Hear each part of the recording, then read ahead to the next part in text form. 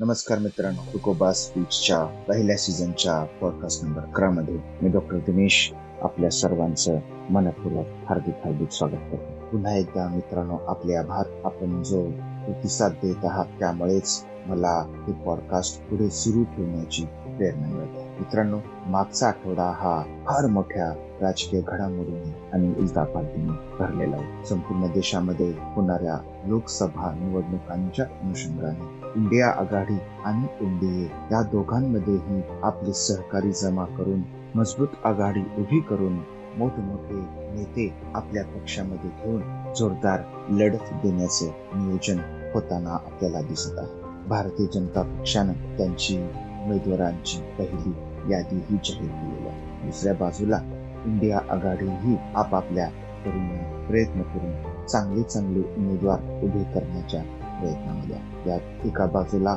एवढे मोठे राजकीय घमासान सुरू आहे, दुसऱ्या बाजूला सामाजिक क्षेत्रामध्ये फार मोठी घडामोड म्हणजे 8 मार्च हा दिवस संपूर्ण जगभर आंतरराष्ट्रीय महिला दिन किंवा जागतिक महिला दिन साजरा केला जातो. मित्रांनो, देशभर जगभर हा दिवस महिलांचा दिवस म्हणून साजरा केला जातो. जगातल्या 50% एवढी संख्या असलेल्या महिला ज्या मूलभूत अधिकारांपासून वंचित होत्या, त्यांच्या संघर्षाला सलाम करण्यासाठी, त्यांच्या संघर्षाची आठवण ठेवण्यासाठी हा जागतिक महिला दिन जगभर साजरा केला जातो. मित्रांनो, अधिकार आणि हक्क हे संघर्ष करून मिळवायचे असतात आणि जो महिलांनी संघर्ष करून त्यांचे अधिकार आणि हक्क मिळवलेले आहेत, त्या संघर्षाला आज आपण सलाम करत आहोत. आणि त्यामुळेच आजच्या पॉडकास्टचा विषय हा पूर्णपणे महिलांसाठी समर्पित असणार आहे. जागतिक महिला दिनांच्या आपल्या सर्वांना शुभेच्छा. आपण जरी महिला नसाल तरी आपल्या कुटुंबाचा अविभाज्य आणि आपलं कुटुंब, आपलं जीवन सुंदर करणाऱ्या महिला आपल्या आयुष्यामध्ये आहेत. आपल्या पत्नीच्या रूपानं, आपल्या आईच्या रूपानं, बहिणीच्या रूपानं, मैत्रिणीच्या रूपानं आपलं जीवन सुंदर करणाऱ्या या महिलांना सलाम करू, त्यांच्या मेहनतीचे कौतुक करू आणि आजच्या आपल्या पॉडकास्टला सुरुवात करू. पुन्हा एकदा आपल्याला जागतिक महिला दिनाच्या शुभेच्छा. मित्रांनो, जागतिक महिला दिन 8 मार्च रोजी साजरा केला जातो. याच्या मागे एक इतिहास आहे. महिलांनी त्यांच्या हक्कासाठी जो लढा दिला होता, त्या लढ्याच्या स्मरणार्थ हा दिवस आपण जागतिक महिला दिन म्हणून साजरा केला जातो. मित्रांनो, महिलांच्या हक्कासाठी जी झालेली पहिली चळवळ म्हणजे सॅफ्रजिस्ट मुवमेंट. ही मुवमेंट झाली होती इंग्लंडमध्ये, आजच्या UK मध्ये. त्या ठिकाणी महिलांच्या हक्कासाठी महिला रस्त्यावर आल्या, त्यांनी लढा दिला, त्यांच्यावर पोलिसी कारवाया झाल्या, परंतु महिला झगडल्या. त्यानंतरची दुसरी मुवमेंट जी झाली ती म्हणजे अमेरिकेमध्ये. क्लॅरा झेटकिन नावाच्या एका कम्युनिस्ट कार्यकर्तीनं असं जाहीर केलं की सार्वत्रिक मतदानाचा हक्क मिळवण्यासाठी संघर्ष करणे हे समाजवादी महिलांचे कर्तव्य आहे. आणि या घोषणेनुसार 8 मार्च 1908 रोजी न्यूयॉर्क मधील टेक्स्टाईल इंडस्ट्री जी आहे किंवा जिला वस्त्रोद्योग म्हणतात, या वस्त्रोद्योगामधील हजारो स्त्री रुटगर्स चौकात जमून त्यांनी प्रचंड मोठे ऐतिहासिक निदर्शने केली.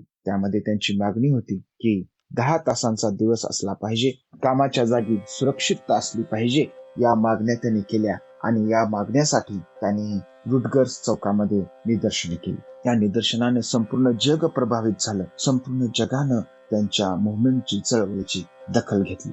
1910 मधील कोपनहेगन इथं भरलेल्या दुसऱ्या आंतरराष्ट्रीय समाजवादी महिला परिषदेत 8 मार्च 1908 रोजी अमेरिकेतील स्त्री कामगारांनी केलेल्या ऐतिहासिक कामगिरीच्या स्मरणार्थ 8 मार्च हा जागतिक महिला दिन स्वीकारावा असा ठराव झाला आणि त्याप्रमाणे संपूर्ण जगभर 8 मार्च हा दिवस जागतिक महिला दिन म्हणून साजरा केला जातो. त्यानंतर युरोपमध्ये मुवमेंट झाल्या, अमेरिकेतील दुसऱ्या देशांमध्ये पण मुवमेंट झाल्या. 1918ला इंग्लंडमध्ये या मुवमेंटनं यश मिळवलं आणि 1919ला USA मध्ये सुद्धा त्यांना यश मिळालं. भारतामध्ये मात्र पहिला जागतिक महिला दिन हा 8 मार्च 1943ला साजरा झाला. 8 मार्च 1971ला पुण्यामध्ये एक मोठा मोर्चा महिलांनी त्यांच्या अधिकारासाठी काढला होता. 1975 मध्ये युनोनं हे वर्ष जागतिक महिला वर्ष म्हणून साजरं करावं असं जाहीर केलं आणि ते साजरेही करण्यात आले. 1977 मध्ये युनो समितीने आंतरराष्ट्रीय स्तरावर महिलांचे अधिकार व शांतता यासाठी जागतिक महिला दिन साजरा करण्यात यावा असं आवाहन केलं. काही देशांमध्ये हा दिवस मातृदिन म्हणूनही साजरा केला जातो. ते देश म्हणजे बल्गेरिया आणि रोमानिया. त्यामध्ये स्त्रिया या माता आहेत. त्यांच्यापासूनच हे जग, हे विश्व निर्माण झालेलं आहे. त्यामुळे त्यांनी हा दिवस मातृदिन म्हणून साजरा करतात. महिलांनी स्वतः झगडून हक्क मिळवले, संघर्ष केला, त्याचं स्मरण या दिवशी केलं जातं. आणि आज या रविवारी आपण त्यांचे स्मरण करणार आहोत. 8 मार्च रोजी जागतिक महिला दिन साजरा झालेला आहे, परंतु आपलं पॉडकास्ट प्रत्येक रविवारी रिलीज होते. तर आजचं पॉडकास्ट आपण या लढणाऱ्या क्लॅरा झेटकिन यांच्यासारख्या सर्व महिलांना, आजही महिलांचे प्रश्न पूर्णपणे सुटलेले नाहीत, आजही महिलांना पुरुषांच्या बरोबरीनं वागणूक दिली जात नाही, म्हणून आपण आजचं पॉडकास्ट त्यांना समर्पित करत आहोत. भारतामध्ये आपल्या हक्कासाठी झगडणाऱ्या आणि बरोबरीची वागणूक मिळवण्यासाठी झगडणाऱ्या स्त्रिया होऊन गेल्या.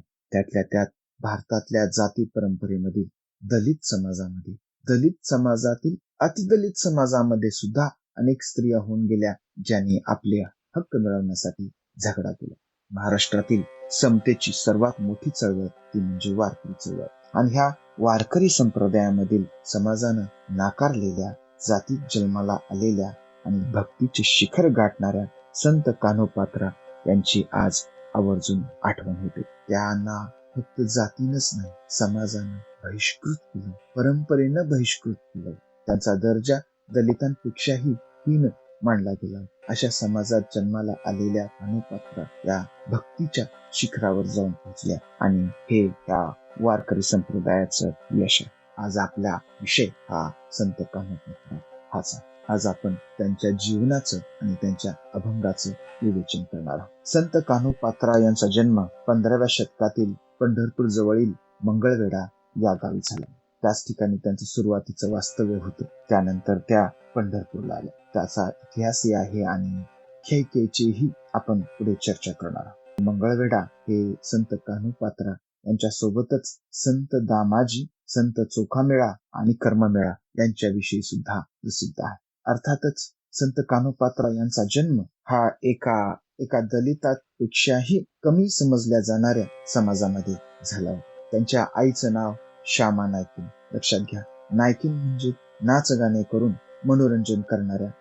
वडिलांचं नाव अर्थातच माहित नाही. श्यामा नायकिन या स्वतः अतिशय धनवान, रूपगुण संपन्न अशा या गणिका होत्या. काही लोकांच्या मते त्या गावचे नगरपुरुष सदाशिव मालगुजर हेच कान्होपात्रेचे वडील असावे. तर अतिशय आर्थिक दृष्ट्या संपन्न, ऐषारामी, एका महालासारखं घर असणाऱ्या कुटुंबामध्ये त्यांचा जन्म झाला. परंतु त्यांचं मन, त्यांचं चित्त हे सुरुवातीपासूनच विरक्तीकडे वळलेलं आहे. संत कान्होपात्रा या अतिशय रूप गुण संपन्न अशा व्यक्ती, अतिशय बुद्धिमान, अतिशय सुंदर आणि गणिकांसाठी जे कौशल्य आवश्यक असते ते म्हणजे नृत्य कौशल्य, त्यामध्येही त्या अतिशय निष्णात. आणि अशा कुटुंबामध्ये ज्या ठिकाणी कुठलेही सांप्रदायिक संस्कार नाही किंवा आसपास फार मोठं भक्तीचं वातावरण नाही, अशा कुटुंबामध्ये त्यांचा जन्म झाला.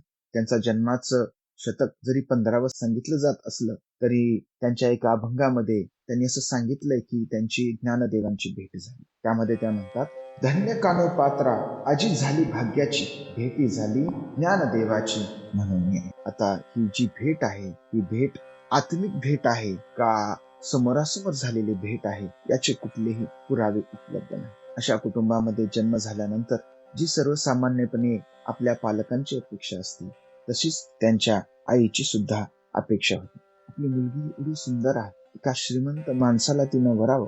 लक्षात घ्या, या नायकिन होत्या, गणिका होत्या, या नाचगाणं करून मनोरंजन करणाऱ्या, परंतु आयुष्यभर एकाच व्यक्तीसोबत राहणाऱ्या समाजातून होत्या.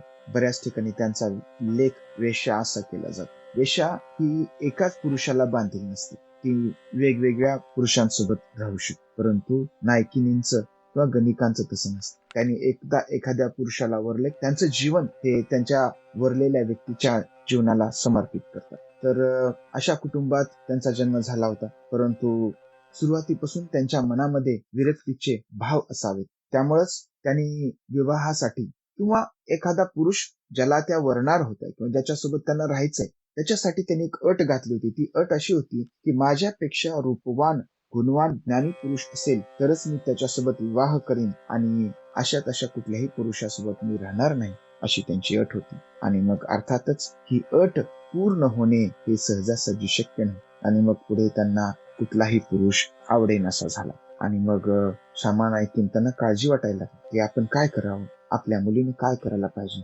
एखादा श्रीमंत व्यक्ती बनून त्याच्यासोबत स्वतःला बांधून घ्यायचं आणि संपूर्ण जीवन ऐशोआरामात जगायचं, त्यानंही जगायचं आणि आपणही जगावं. नाहीतरी आपल्याला आता म्हातारपण आलेला आहे, आपणही किती दिवस असं जीवन कंटाळणार आहोत. आपल्या जीवनाचा आधार कोण आहे, तर ही आपली मुलगी आहे. तर अशी सर्वसाधारण पालकांची जी अपेक्षा होती अशीच त्यांच्या आईची सुद्धा अपेक्षा होती. मग एक दिवस गावचा नगराध्यक्ष सदाशिव मालगुजर, जे की तिचे वडीलही असावेत, त्याची नजर पडली आणि मग तिची मागणी तिच्या आईकडे त्याने केली. पण कानोपात्रीने स्पष्टपणे नकार दिला. तिने सांगितलं की मी या पुरुषासोबत राहणार नाही. अर्थात नगराध्यक्ष मोठा माणूस, त्याला हा नकार सहन झाला नाही आणि मग सुरू झालं तिच्या विरोधातलं सूडसत्र. ही गणिका मला नाही म्हणते, ही गोष्ट त्याला सहन झाली आणि मग त्यानं श्यामा नायकिनीच्या विरोधात कारवाया करायला सुरू केल्या. हळूहळू तिच्याकडे येणारा संपत्तीचा ओघ कमी झाला, गरिबी आली. शेवटी कान्होपात्रेच्या आईनं हात पेटली, माघार घेतली आणि सांगितलं की येत्या 2 ते 3 दिवसामध्ये मी कान्होपात्रेला तुमच्या समोर हजर करेन. अर्थात ही जी कथा आहे, ही जी आख्यायिका आहे, यामध्ये अनेक फ्लॉज आहेत किंवा याला फार मोठे ऐतिहासिक पुरावे उपलब्ध आहेत असं नाही, परंतु कमी जास्त प्रमाणामध्ये ही अशी आख्यायिका घडली असं सांगितलं जातं. 3 दिवसामध्ये मी कान्होपात्रेला तुमच्या समोर उभे करीन असं तिने सांगितलं आणि कान्होपात्रेला सांगितलं की आता बस, तुझे नाटक बस झाले. आता गुपचूप आपला जो धर्म आहे, नायकिनीचा जो व्यवसाय आहे, हा व्यवसाय आपल्याला पुढे घेऊन जावं लागेल. आपल्याला यातून सुटका नाही आणि तू काय कर, 2 दिवसामध्ये तुझ्या मनाची तयारी. असं म्हटल्यानंतर कान्होपात्रेनं रात्रभर जप केला, विचार केला काय करावं.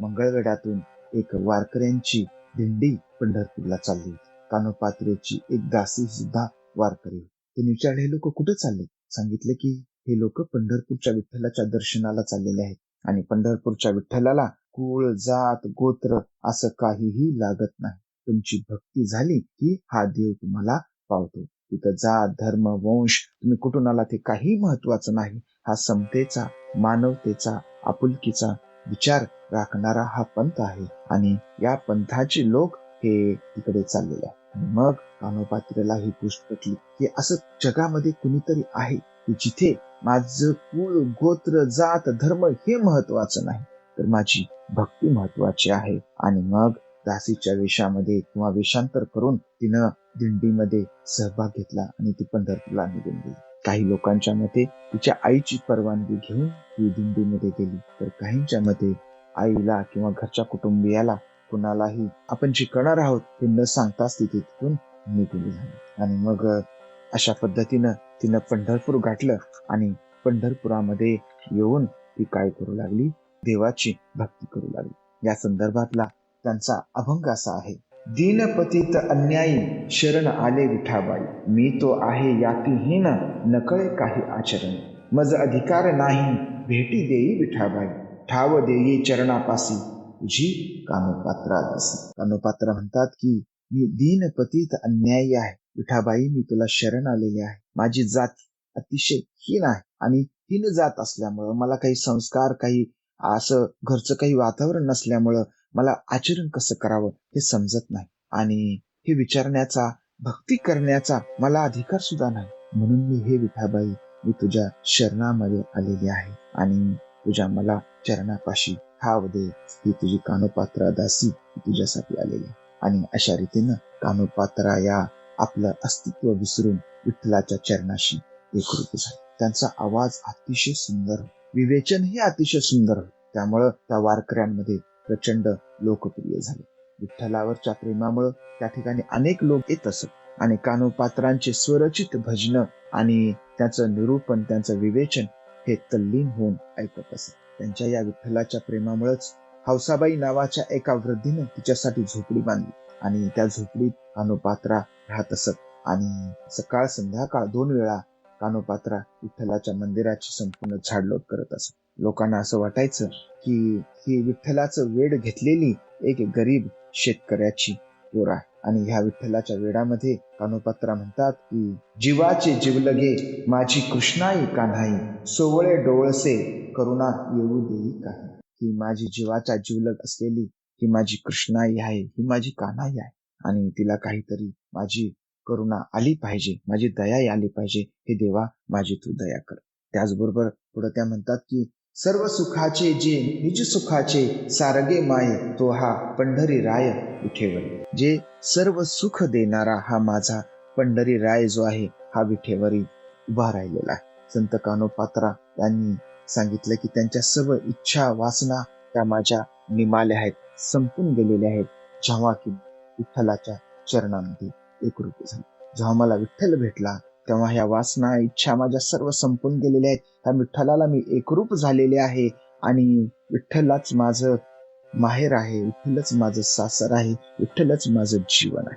त्यांच्या एका अभंगात म्हणतात की माझे माहेर पंढरी सुखे नांदू भीमा तिरी, येथ आहे माय बाप हरे ताप दरुशनी, निवारिली तळमळ चिंता गेली व्यथा अंतरेची, केशी विठेवरी शोभली पाहुन कानोपात्रा धाली. माझं माहेर हे पंढरी आहे. आता मी माझ्या माहेरात आलेला आहे आणि इथं मी सुखामध्ये भीमा तिरी नांदत आहे. म्हणजे विठ्ठल माझे मायबाप आहे, ती माझी माहेरे आहे आणि माझी तळमळ इथं आल्यामुळं निवारून गेलेली आहे. आणि माझी ही जी विठेवरची विठाबाई पाहून कानोपात्रा काय झालेली आहे, धन्य धन्य झालेली आहे. एका बाजूला कानोपात्रा ही स्वतःला विठ्ठलाला आपले मायबाप मानते, तर दुसऱ्या बाजूला ती स्वतःला विठ्ठलाची दासी, म्हणजे मी विठ्ठलाला वरलेला आहे, मी विठ्ठलाची आहे, विठ्ठलच माझा पती आहे, या पद्धतीनं कानोपात्रा विठ्ठलाची भक्ती करताना आपल्याला दिसून येते. आता कानोपात्रा पंढरपूरला आल्या, इथे भक्ती करू लागल्या, लोकांमध्ये लोकप्रिय झाल्या.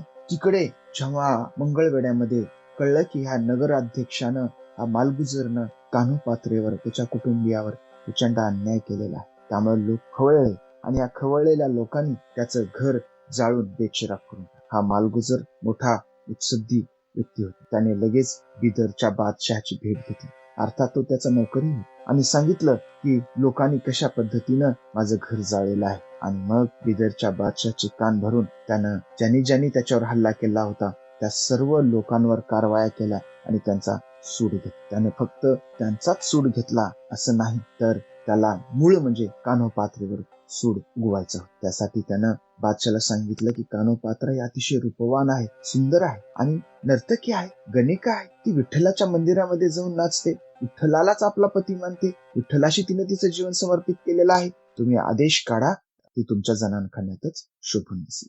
बादशालाही त्याचं मत पटलं आणि मग बादशानं फरमान सोडलं की जा आणि कानोपात्रेला घेऊन ये. विठ्ठल मंदिराच्या पुजाऱ्याला सांगा की जर कानोपात्रा इकडे आली नाही तर मंदिर जमीनदोस्त केलं जाईल.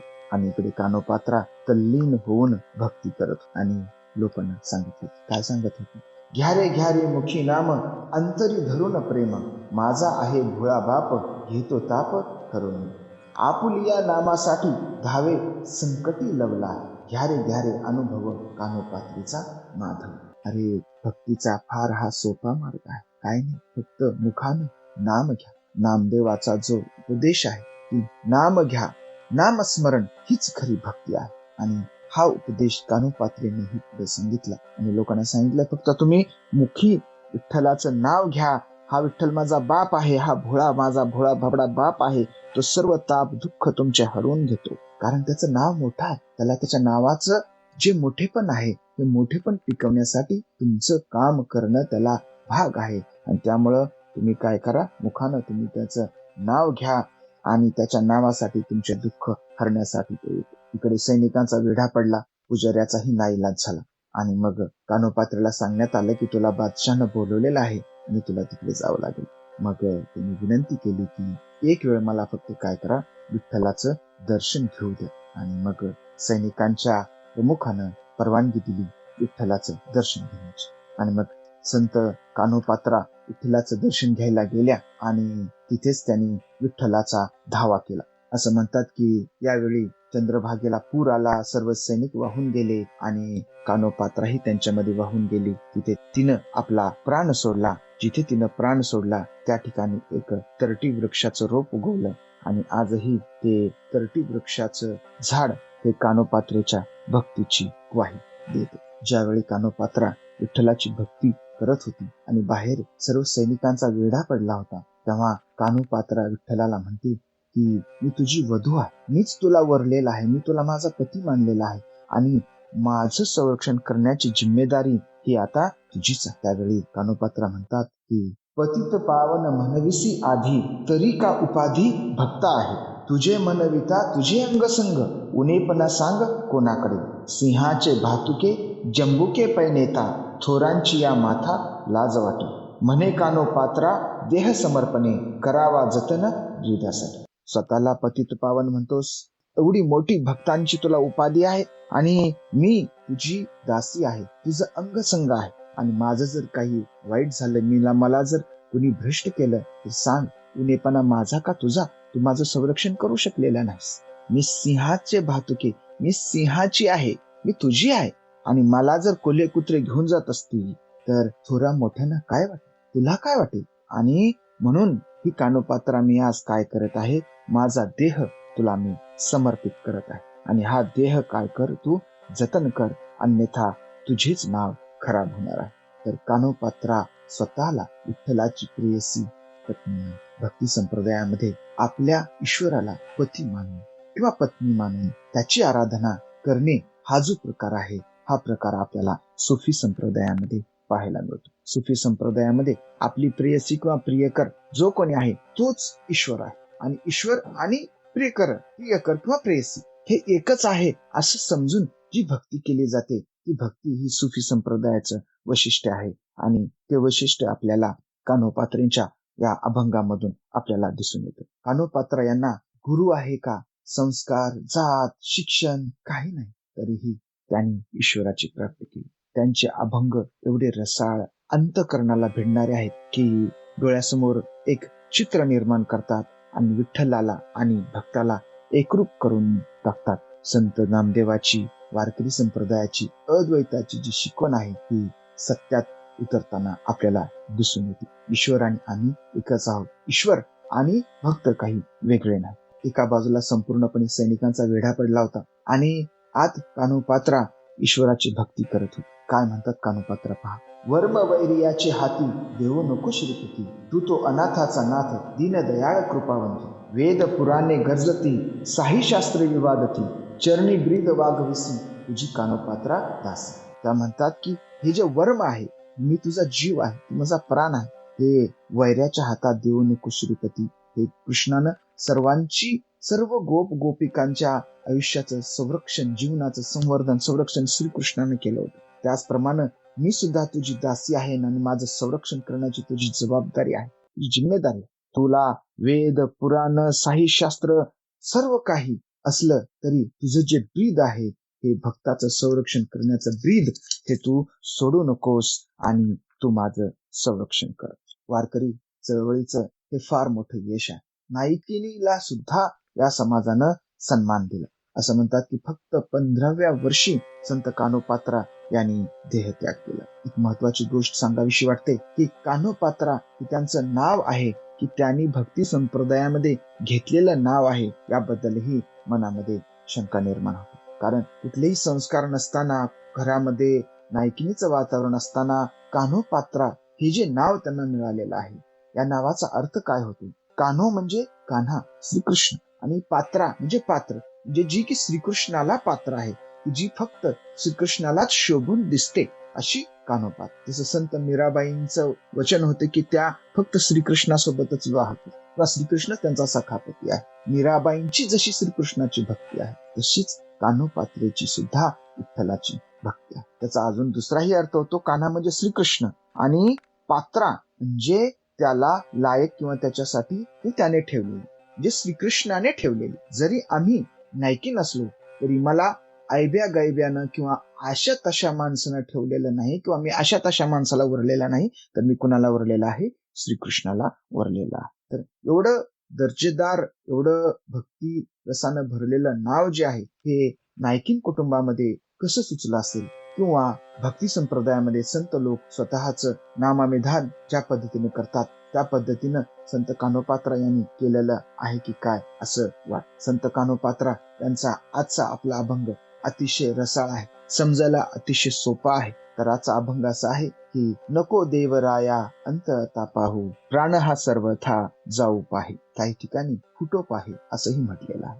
पुन्हा एकदा पाहूया. नको देवराया अंत आता पाहू, प्राण हा सर्वथा फुटो पाहे. हरिणीचे पाडस व्याघ्रे धरी येले, मज लागी चाहले तैसे देवा. तुझ विन ठावन दिसे त्रिभुवनी, धावे हो जननी विठाबाई. मोकलुनी आस चाहले उदास, घेही कानोपात्रेस हृदयास. देवा, आता अंत बघू नको, माझा शेवट बघू नको, माझ्या भक्तीचा अंत तू पाहू नकोस, कारण मी अतिशय दुःखामध्ये अडचणीमध्ये आहे. काही लोकांच्या मते जेव्हा हा वेढा पडला होता तेव्हा कान्होपात्रांना हा अभंग लिहिला.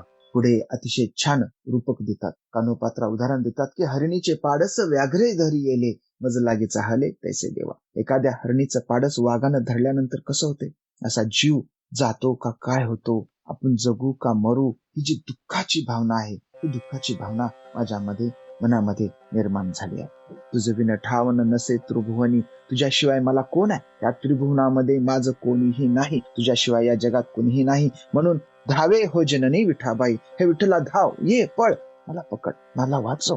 मोकोलिनी असं चाहले उदास. मी रडून रडून आता विचार करून करून उदास झालेले आहे, आणि या कान्होपात्र्याला तू काय कर, हृदयास धर. आणि त्यानंतर असं म्हणतात की नंतर कान्होपात्रा यांनी देह सोडले.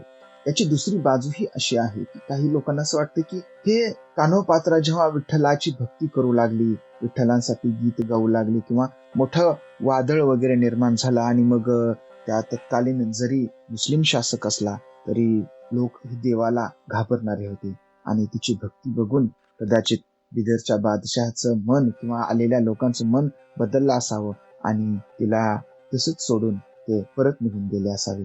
कारण दुसऱ्या एका अभंगामध्ये संत कान्होपात्रा ईश्वरानं त्यांची कशी सुटका केली असं सांगतात. कदाचित जेव्हा त्या आईचं घर सोडून पंढरपूरला आल्या तेव्हाही मालगुजराच्या तावडीतून सुटून आल्या होत्या, कदाचित तेव्हाही अभंग लिहिलेला असू शकतो, किंवा नंतर या मंदिरातल्या घटनेनंतरचाही अभंग असू शकतो. काय म्हणतात त्या पहा. कन्वाळो कृपाळो तू माये माऊली, धावून या भेटली विठाबाई. निवारिले विघ्ने दुरिते पळाली, जोडून या कर विठाई विनविली. शरण कान्होपात्रा चरणी निमाली, धावून या भरली विठाबाई. अशा पद्धतीनं तूच माझे दयाळू कन्वाळू माता आहेस, माय माऊली आहेस, तू धावून आलीस हे विठाबाई, आणि तुझ्यामुळे माझी सर्व विघ्ने निघून गेलेली आहेत, आणि तुझ्या शरणामध्ये मी आता शांतपणे निघून गेलेली आहे, आणि मला माझी विठाबाई भेटलेली आहे, असे समाधान व्यक्त करणारा सुद्धा अभंग या कान्होपात्रा यांनी लिहिलेला आहे. तर अशा पद्धतीने संत कान्होपात्रा या अतिशय वाईट परिस्थितीतून पुढे आल्या, भक्तीमध्ये आल्या, भक्तीमध्ये विलीन झाल्या. त्यांची भक्तीची भावना त्यांना आज अजरामर करून गेली, आणि आजच्या या जागतिक महिला दिनाच्या निमित्तानं आपण त्यांचा विचार या ठिकाणी करत आहोत. त्यांना जाऊन आज काही शतके लोटलेली आहे, परंतु आजही आपण त्यांची आठवण काढतो अतिशय आदरानं, सन्मानानं. ज्या गणिकेला नरकातही जागा नसते त्या गणिकेला भक्तीने, वारकरी संप्रदायाने, या समतेच्या विचाराने स्वर्गामध्ये अतिशय मोठं आणि मानाचं स्थान दिलं. हे त्या वारकरी संप्रदायाबरोबरच संत कान्होपात्रा यांच्या कर्तृत्वाचं हे यश. अशा प्रकारे आपल्या भक्तीने भक्तीच्या शिखरावर पोहोचलेल्या कान्होपात्रा या नायकीन समाजातून आलेल्या असल्या तरी त्या समाजाला विषयाच्या बाबत, कामप्रेरणेच्या बाबत किंवा कामाच्या विचाराबाबत काय संदेश देतात, त्यांच्यामधली जी विरक्ती आहे, मनुष्यामध्ये असलेली जी आसक्ती आहे, ही आसक्ती मनुष्याचं, मानवाचं किंवा देवाचं सुद्धा कसं नुकसान करतात, त्यांना कसं ऱ्हासाकडे घेऊन जातात, हे या अभंगातून कान्होपात्रा यांनी सांगितलेलं आहे. तेवढा आपण अभंग ऐकू आणि थांबूया. विषयाचे संगती नास पावले निश्चिती, भके पडले इंद्राला भस्मासूर भस्म झाला. चंद्रा लागला कलंक, गुरुपत्नीसी केला संग, रावण मुकला प्राणासी, कानोपात्रा म्हणे दासी. यामध्ये कानोपात्रा म्हणतात की विषयाचा जर संग केला तर तुमचा नाश अटळ आहे, निश्चित. इंद्राला भगे पडले, भस्मासूर भस्म झाला, चंद्राला कलंक लागला कारण गुरुपत्नीशी संग केला त्यानं. रावण सुद्धा त्याच्या प्राणाला मुकला. असं कानोपात्रा ही जी दासी आहे, कुणाची दासी आहे? विठ्ठलाची दासी आहे, ईश्वराची दासी आहे. ही दासी तुम्हाला सांगते की एवढे लोक, मोठी माणसं बर्बाद झालेले आहेत, तुम्हीही या मार्गाला जाऊ नका. आणि त्या अधिकारानंच त्या आपल्याला सांगतात. तर मित्रांनो, आपलं सहकार्य असंच राहू दे. आपलं पॉडकास्ट मोठं होते मान्य आहे, कमीत कमी वेळेमध्ये बसवण्याचा आम्ही प्रयत्न करत आहे, परंतु हे जे ज्ञान आहे ते ज्ञान कमीत कमी वेळेमध्ये बसवणं आणि त्याला चालू काळाशी जोडणं ही अतिशय कठीण गोष्ट होत आहे. त्यामुळं थोडासा वेळ जरी वाढत असला तरी आपण समतेचे, पुरोगामी विचारांचे आणि वारकरी संप्रदायाचे पाईक आहात, तर ही गोष्ट समजून घ्या अशी अपेक्षा ठेवतो. जागतिक महिला दिनाच्या पुन्हा एकदा शुभेच्छा देतो आणि थांबतो. प्रेम असंच राहू द्या. पॉडकास्ट ऐका, इतरांना पाठवा, प्रेम द्या, प्रेम घ्या. जय शिवराय.